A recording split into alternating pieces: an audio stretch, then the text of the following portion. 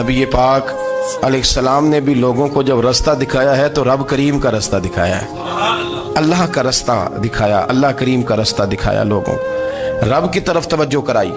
मेरे रसूल करीम सैयद आलम सल्लल्लाहु ताला अलैहि वसल्लम ने लोगों की अल्लाह की जानिब तवज्जो कराई और लोगों से ये कहा कि वो अपने रब करीम की जानिब अपना जहन रखें, अपनी तवज्जो अपने अल्लाह की जानिब मबजूल करें। मेरी बात को अच्छे तरीके से समझिएगा। इल्म अल्लाह तबारक व तआला अता करता है तो इसे अल्लाह की अता ही समझना चाहिए।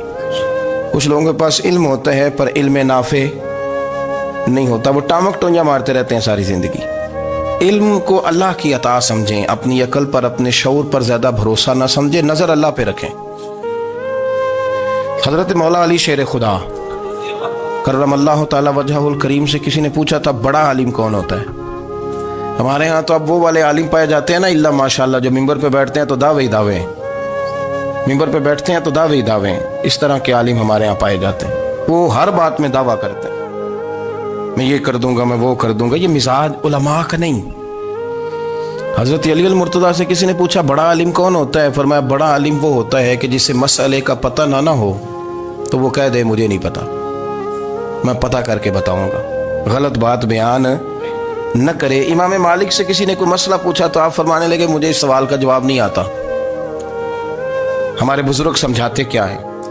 वो कहने लगा आप इतने बड़े इमाम हैं तो इस सवाल का जवाब नहीं आता। आप फरमाने लगे अगर मुझे हर सवाल का जवाब आता फिर तो मैं खुदा होता, मुझे हर सवाल का जवाब नहीं आता, मुझे तो उतना आता है जितना मेरे रब ने मुझे अता कर दिया है। अपनी नजर अल्लाह पे रखें, निकल आए इस मुअम्मे से बाहर के मैं कोई बला हूं, मुझे बड़ा पता है, मेरे पास 6 डिग्रियां हैं, मुझे 10 जगह पे तदरीस का शगफ हासिल है, इससे निकलें बाहर। कुरान मजीद देखिएगा, अल्लाह ताला ने इरादा कुदरत फरमाया कि मैं हज़रत आदम को बनाऊंगा, फिर बनाने के बाद फरमाया फरिश्तों सजदा करो आदम को। सब ने सजदा किया इल्ला इबलीस अबा वस्तकबरा वकाना मिनल काफिरीन, सब ने सजदा किया सिवाय इबलीस के, उसने इनकार भी किया, तकब्बुर भी किया और काफिरों में से हो गया। तो ये जब अल्लाह ताला ने सजदा कराया तो कैसे कराया? अल्लाह तबारक व तआला ने ना हज़रत आदम को इल्म सिखाया खुद, वअल्लमा आदम अल अस्मा कुल्लहा। खुद अल्लाह फरमाते हैं कि मैंने जनाब आदम अलैहिस्सलाम को तमाम अशिया के नाम सिखाए, सब अशिया के नाम सिखाए। तो वो चीज़ें फिर मैंने ना, अल्लाह फरमाते हैं मैंने फरिश्तों पे पेश की, मैंने कहा कि बताओ इनके नाम क्या है। तो फरिश्तों ने जो जवाब दिया वो समझने वाला है। अल्लाह ने चूंकि खुद इल्म सिखाया था हजरत आदम को, जनाब आदम सिखाया था, लेकिन फरिश्तों को नहीं सिखाया था। तो अल्लाह करीम ने फरमाया फरिश्तों ये बताओ इन चीज़ों के नाम क्या हैं। तो फरिश्ते क्या कहते हैं? फरिश्ते अर्ज करते हैं कालू सुबहानका ला इल्म लना। आप कभी यकीन करें इस चीज़ की लज्जत लें तो मज़ा आ जाए। कहा कालू सुबहानका, कहने लगे तू पाक है। कालू सुबहानका, कहने लगे तू, भाई आदम अलैहिस्सलाम को नाम सिखा लिए, फिर फरिश्तों के सामने वो चीज़ें पेश करके कहा इन चीज़ों के नाम बताओ। तो फरिश्ते क्या कहते हैं? कहते हैं कालू सुबहानका, तू पाक है, ला इल्म लना, हमारे पास कोई इल्म नहीं, इल्ला मा अल्लमतना, हमें तो उतना पता है जितना तूने हमें सिखा दिया, हमें तो उतना पता है जितना तूने हमें, ला इल्म लना, हमारे पास कोई इल्म नहीं है, उतना ही पता है जितना तूने हमें सिखा दिया है, उससे ज्यादा हमारे पास इल्म। और ये क्यों तूने हमें जितना सिखाया उतना पता है। फरिश्ते ये नहीं कहते या अल्लाह तू ज्यादा सिखा, आदम को दिया तो हमें भी दे, ये नहीं फरमाया। फरमाया इन्नका अंतल अलीमुल हकीम, अल्लाह तो इल्म वाला भी है और हिकमत वाला भी है, तुझे पता है किसको कितना देना है। जितना तूने मुनासिब समझा जनाब आदम को दिया और जितना तूने बेहतर समझा वो तूने हमें अता फरमाया। तो अगर आपके पास इल्म है, कहीं नॉलेज है, उसको अल्लाह की अता समझे। हमारे यहाँ बहुत सारे लोग बन के बैठ जाते हैं। मैं अक्सर कहता हूँ कि फिर वो दावे करते हैं मेरे इलाके वाले जाहिल हैं, मेरे शहर वाले जाहिल हैं, मेरे खानदान वाले पढ़े नहीं। ये आपका दावा है, ये आपको ख़राब कर देगा।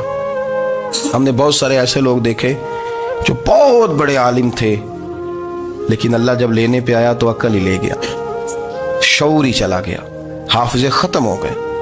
आप देखते हैं बुढ़ापे में कुछ लोग ऐसे होते हैं कि जिनको ये भी याद नहीं रहता कि मेरा नाम क्या है, मैं कहाँ हूँ, मुझे किधर जाना है। तो उस वक़्त से अल्लाह की पनाह मांगे और अपनी नज़र अपने रब करीम की जानिब रखें, अल्लाह की जानिब अपनी नज़र को मबजूल रखें। दूसरी बात, इल्म के बाद एक चीज़ आती है जिसका नाम है हिदायत।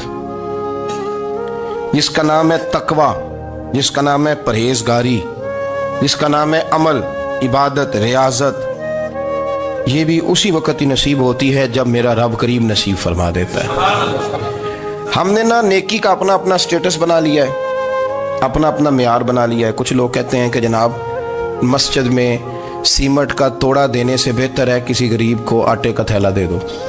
अब उसने अपना मिजाज बना लिया ना नेकी का, उसने अपना स्टेटस बना लिया। मेरा ये सवाल है कि नबी पाक सल्लल्लाहु तआला अलैहि वसल्लम जब मदीना शरीफ आए थे तो हुजूर ने सबसे पहले गरीबों में आटा तकसीम किया था कि सबसे पहले मस्जिद बनाई थी? क्या अजीब लोगों का रंग है, अपनी मर्जी की हिदायत, अपनी मर्जी का तकवा, अपनी मर्जी का मेयार। मस्जिद कोई बड़ा छोटा खतीब भी मेरी तरह का हो ना, तो वह मस्जिद में बैठ के जब नबी पाक की बात करता है तो कहता है मेरे रसूल पाक गरीबों का सहारा बन के आए। वो गरीबों की बात करता है, मिस्कीनों की, लाचारों की, कमजोरों की बात। तो मस्जिद ही तो वो इदारा है जहां से गरीबों की बात हो रही। तो अब लोगों ने गरीब को और मस्जिद को लड़ाना शुरू कर दिया। इसको लड़ाओ कि मस्जिद में पैसे देने से बेहतर है आप गरीब को आटे का थैला दे दें। आप ये क्यों नहीं कहते कि मस्जिद में भी आप तोड़ा दें एक सीमेंट का और साथ गरीब को भी खिदमत करें? ये क्यों नहीं तकवा? अपनी अपनी मर्जी का मिजाज, अपनी अपनी। कुछ लोग कहते हैं छोड़ो जी, सारी जिंदगी इंसान नमाज पढ़ता रहे और फिर गालियां भी देता रहे, बंदा दाढ़ी भी रख ले और झूठ बोलना भी ना छोड़े। तो ये आपने अपने पास से तकवे का मेयार बनाया। गाली देने का गुनाह है और दाढ़ी रखने का सवाब है। तो अगर आप दाढ़ी रखे हुए हैं और आप कोई गलती कर रहे हैं तो उससे आपकी दाढ़ी का सवाब खत्म, अल्लाह करे आपको समझ आए मेरी बात। आप कोई गलती कर रहे हैं, दाढ़ी का सवाब उससे खत्म, वो अपनी जगह पे कायम है चीज। अपनी मर्जी का क्यों तकवे का मेयार बनाते हैं? तकवे का मिजाज अपनी मर्जी का ना बनाओ। अल्लाह की बारगाह से दुआ मांगो कि या अल्लाह हमें हिदायत का नूर अता फरमा, अल्लाह तू हमें रास्ता दिखा, तू बता कि हिदायत क्या है। तो रब फरमाता है अल्लाहु वलियुल लज़ीना आमन, अल्लाह मोमिनों का मददगार है। युखरिजुहुम मिनज़्ज़ुलुमाति इलन नूर, वो इन्हें अंधेरों से निकालता है और नूर की तरफ रोशनी अता फरमाता है। अंधेरों से नूर की तरफ अल्लाह लाता है। अल्लाह वली, अल्लाह मोमिनों का वली है, वो इन्हें अंधेरों से नूर की तरफ निकालता है।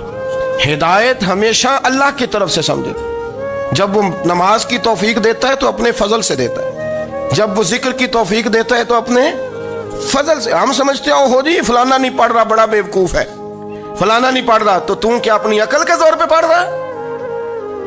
मैं जी अल्लाह के फजल से 2 पारे पढ़ता हूं, तो किस पे एहसान करते तू 2 पारे पढ़ के रोया कर। अगर मालिक तो बड़ा करीब नहीं? बड़े लोग हैं जिनको पूरा कुरान हिफ्ज़ है पर उन्हें पढ़ने की तौफीक नहीं। तूने फजल किया और मुझे तौफीक दे दी है पढ़ने। रोया कर, पढ़ के रोया कर। राती सारी कर कर जारी, वो नींद अखा थी धोंदे ते फजरे ओही गुनाहगार कहावन सब तो नीवे होंदे। मेहरबानी करें, डरें, नेकी करें तो फिर डरें, फिर एहसास पैदा करें, फिर अपने अंदर वो कमजोरी लाएं। कहें तौबा तौबा, मुझे तो पता ही नहीं, तो जानता ही नहीं।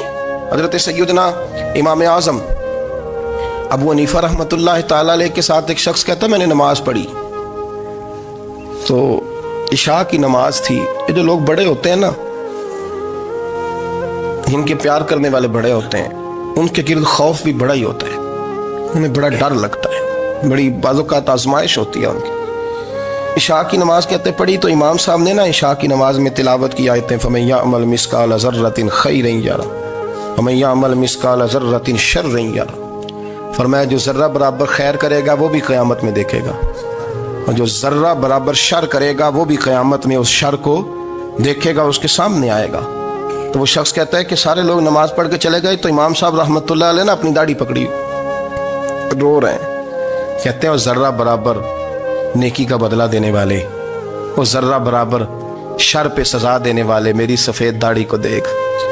मालिक मेरे जर्रे जर्रे सामने ना लाना। लोग तो मेरी बड़ी कदर करते हैं दुनिया, मैं तो बड़ा पहचाना जाता हूँ, लोग तो मेरी राहों में फूल लिए खड़े होते हैं, मुझे बड़ा नवाजते हैं। क़यामत में रुसवा ना कर देना, मेरे लिए मुश्किल हो जाएगी। वो कहते हैं मैंने इमाम साहब का दर्द देखा, मुझे कोई काम था तो मैं चला गया। मैंने कहा कि वो इस वक्त अल्लाह के हुजूर हाजिर हैं तो मैं दोबारा आऊँगा। कहते मैं तहज्जुद का वक्त आया तो इमाम साहब वहीं बैठे थे और उनकी दाढ़ी आंसुओं से भरी हुई थी और जोर से दाढ़ी पकड़ी हुई, कहने लगे मालिक रुसवा ना कर देना, क़यामत में रुसवा ना कर देना। यार जो हिदायत याफ्ता लोग थे वो तो डरे हुए थे, वो तो सहमे हुए थे। वो तो कहते थे ये उसका फजल नहीं, उसने बुला लिया, ये उसका करम नहीं। हजरत बायजीद बुस्तामी किसी काफिर को देखते तो रो पड़ते, कहते मालिक तो कितना करीब है, ये बेईमान रह गया, तूने अपने फजल से मुझे अपने नबी का गुलाम बना लिया। वो रो पड़। यहां तो लोगों का दावा ही बड़ा है। नमाजी अल्लाह खैर फरमाए, वो तो दूसरों को घूरता है, वो कहता है जन्नत का मैं मालिक को कुंजियां मेरे पास हैं, मैं किसी और को घुसने नहीं दूंगा। और अगर 2-3 हज कर ले तो फिर तो वो कहता है कि अब मेरे से पूछ के लोग जन्नत में जाएंगे माशअल्लाह। और अगर वो 2, 4, 5, 7 दफा कोई नफल पढ़ ले तो फिर वो कहता है छोड़ें जी, सारे लोग बेअमल है, मैं अकेला नेक हूं। ना ऐसा करें, अपनी तवज्जो अपने रब पे रखें, अपनी तवज्जो अपने मोइनुल मिल्लत वद्दीन, अताए रसूल, हिंदुल वली, गरीब नवाज, ख्वाजा मोइनुद्दीन चिश्ती, हजरत ख्वाजा अजमेर, शाह अजमेर, वाली हिंदुस्तान। आखिरी उम्र में ना सारा दिन रोते गुजर जाता, सारी रात रोते गुजर जाते, जरा सी कोई बात करता तो रो पड़ते, आंखें आंसुओं से भरी रहती। कई दफा अपने भी परेशान हो जाते हैं ना कि यार तो एक बात की जान ही नहीं छोड़ रहा। तो ख्वाजा कुतुबुद्दीन साहब बख्तियार काकी से लोगों ने कहा कि आप मुर्शिद से बात करें, इतना भी तो नहीं ना रोना चाहिए, हर वक्त इसके आंसू की करिए, आशिक दा काम ही रोना तोना ते बिना रोयो नहीं मंजूरी। ये आशिक सदा ही रोंदा रहिंदा है, भावें वसल होवे ते भावें दूरी, हर वक्त रोने का क्या मतलब है। तो ख्वाजा कुतुब साहब कहते मैं करीब गया तो मैंने पैर दबाए, मैंने कहा सोनिया लोग तो कुछ भी नहीं करते, तूने तो कमाल कर दिया, 90 लाख आदमी मुसलमान कर दिया, दुनिया कुछ नहीं करती, तूने 50 साल सारी रात मुसल्ले पे बैठ के रब राजी किया। तू शहजादा था, हुजूर की औलाद था, लेकिन मोइनुद्दीन तेरा एक प्लाट भी नहीं, तूने तालिब इल्म पाले, उन्हें गरीबों को दिया, उन्हें नवाजा, कोई शय नहीं तेरे पास, हर चीज तूने, सारी रात रोते हो, सारा दिन रोते हो। तो ख्वाजा कुतुबुद्दीन साहब कहते हैं मैंने जब अर्ज किया तो ख्वाजा साहब मुझे गले लगा लिया, चीख मार के रोए, कहने लगे कुतुबुद्दीन पुत्र दाढ़ी सफेद हो गई, जाने का वक्त आ गया, जो तूने नेकियां गिनवाई हैं वो हैं सही मेरे पास, पर यार की बारगाह में पेश करने के काबिल एक भी नहीं। तू बारगाह तो देख कितनी बड़ी है, रसूल करीम की बारगाह में पेश करने के काबिल इनमें से एक भी नहीं। तू आस्ताना देख कितना बड़ा है, क्या पेश करूंगा, क्या अर्ज करूंगा हुजूर की बारगाह में, किस तरह। वो यार जो बड़े थे वो तो डरे हुए थे, सहमे हुए थे, वो तो बड़ी आजमाइश में थे, लेकिन मेरा और आपका रट्टा 2 नमाजें पढ़ के 6 नमाजों का दावा करना और लंबी चौड़ी कहानियां बनाना और अपने मुंह से अपनी तारीफें करना, इससे थोड़ा बाहर आए। रिस्क भी मेरा अल्लाह ही देता है, इल्म भी अल्लाह देता है, रिस्क भी।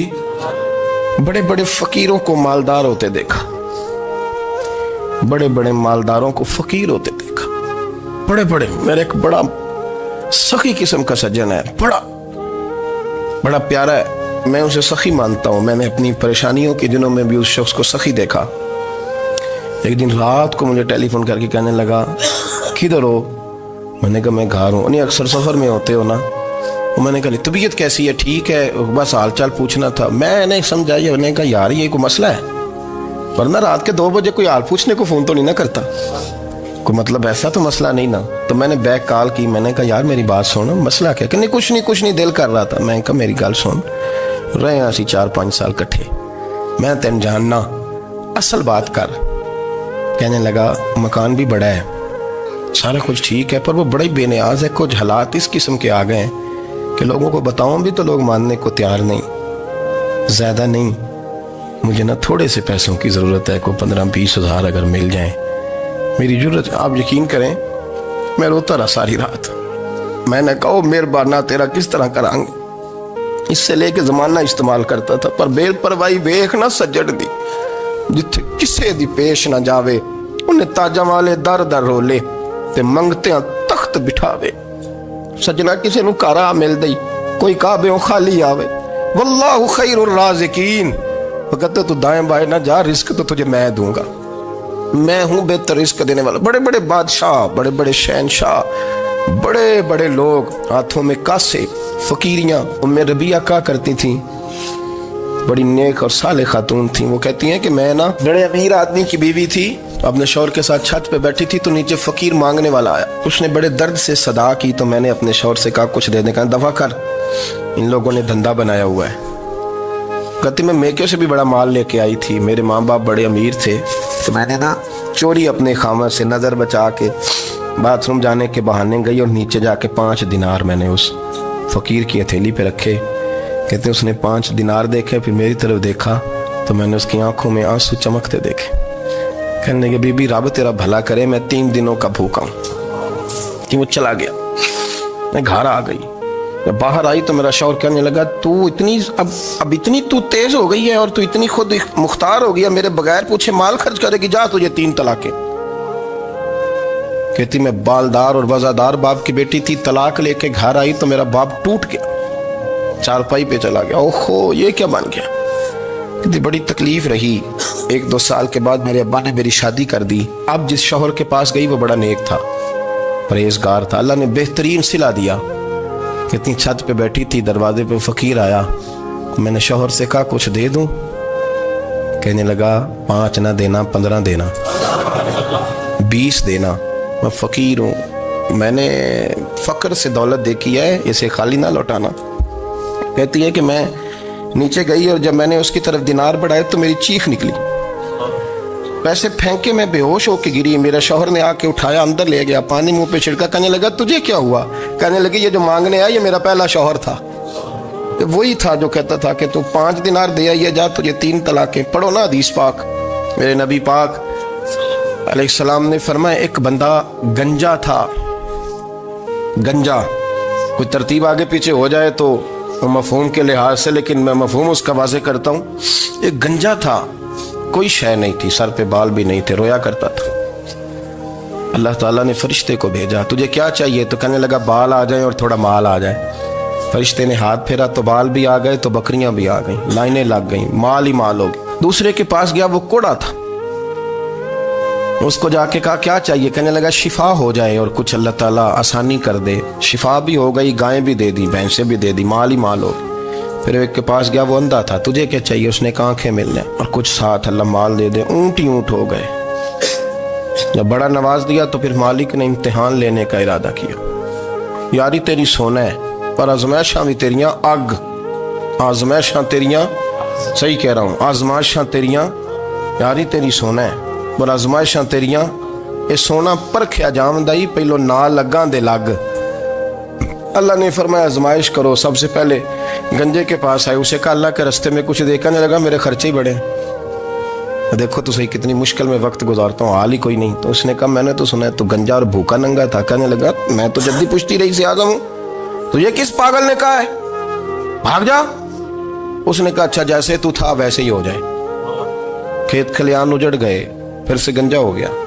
हुजूर अलैहिस्सलाम फरमाने लगे, फिर वो उसके पास गया जो कोड़ा था, उसे कहा कुछ दे। कहने लगा खर्चे ही बड़े। अब पूछ लें किसी अमीर आदमी से, कहेगा चक्की के नीचे हाथ है मेरा, मेरे से ज्यादा तो परेशान बंदा ही कोई नहीं। क्या बताऊं आपको, इतना टैक्स है, इतना जुर्माना है, फलानी शय, बड़ा कुछ गिनवाते हैं लोग। उसने कहा मैंने तो सुना तो पहले कोड़ा था। उसने कहा जा दौड़ जा, मैं तो रईस आज़म हूँ, दादा भी परदादा भी और सारी नस्ल ही। उसने कहा अच्छा जैसे तू था वैसे ही हो जाए। फिर वो गया अंधे के पास और जाके कहा अल्लाह के नाम पे कुछ दे। तो कहने लगा रब के नाम पे, ये खड़े हैं ऊंट, जितने तेरे दिल करे ले जा। उसने कहा क्या माना इस बात का। कहने लगा यार तुझे क्या बताऊं, मैं तो अंधा था, मैंने तो कभी दुनिया देखी नहीं थी। फिर उस करीम ने फजल किया तो मुझे बड़ा कुछ दिखाया। मैं क्या बताऊं, मेरा दिल कर रहा है कह दूं कि फिर उसने काबा दिखाया, फिर उसने रोज़ा रसूल दिखाया, फिर उसने रियाजुल जन्नह के सजदे दिखाए, फिर उसने अपने महबूब के दरवाजे की रौनकें दिखाई। उसने बड़ा कुछ दिया, उसने बड़ा नवाजा। मेरे पास तो शायद मैं बदकार पुराना खादम, किसे दर मिली न टोई। ये वासफ यार ने नजर जो की थी, फिर वासफ वासफ ही हुई। ये तो उसका करम हुआ। तो ये वो कहने लगा तू अल्लाह के नाम पे जान मांग, मैं वो भी देने को तैयार। मेरे पास तो शय कोई नहीं थी, मुझे तो अपना पता है, मैं तो कोई शय नहीं था, कुछ नहीं था मेरे पास। ये तो उनका करम है कि रोख इनका उधर है, और मुख्तसर सी मेरी कहानी है, ये जो भी है उनकी मेहरबानी है। तो वो कहने लगा मैं भी कुछ लेने नहीं आया था, तेरी आजमाइश ही करने आया था। तेरी इज्जतें भी सलामत रहेंगी, तेरा माल भी सलामत रहेगा, तेरी शिफा भी।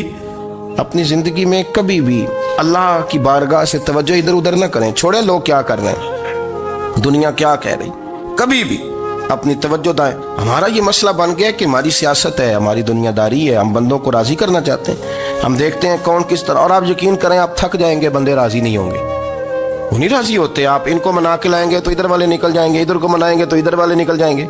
इस चक्कर से बाहर आए, उस रब को राजी करें जो फरमाता है इन्नल्लज़ीना आमनू व अमिलुस्सालिहाति सयजअलु लहुमुर रहमानु वुद्दा। फरमाया तो ईमान लाने के बाद नेक अमल कर, मैं लोगों के दिलों में तेरी मोहब्बत पैदा कर दूंगा।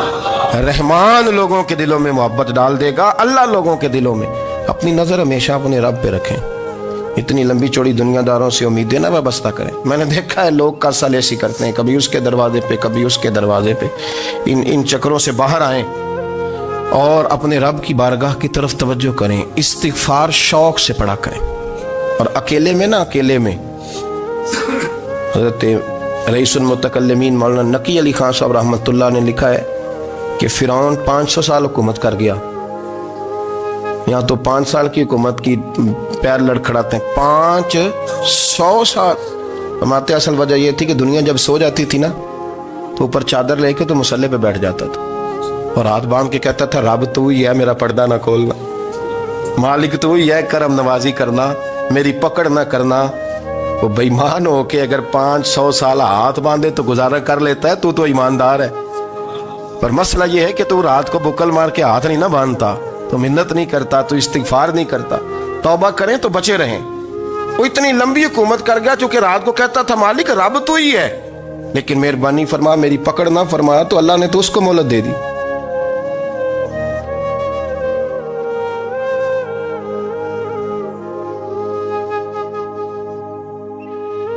दीन की रोशनी दूसरों तक पहुंचाने में हमारा साथ दें।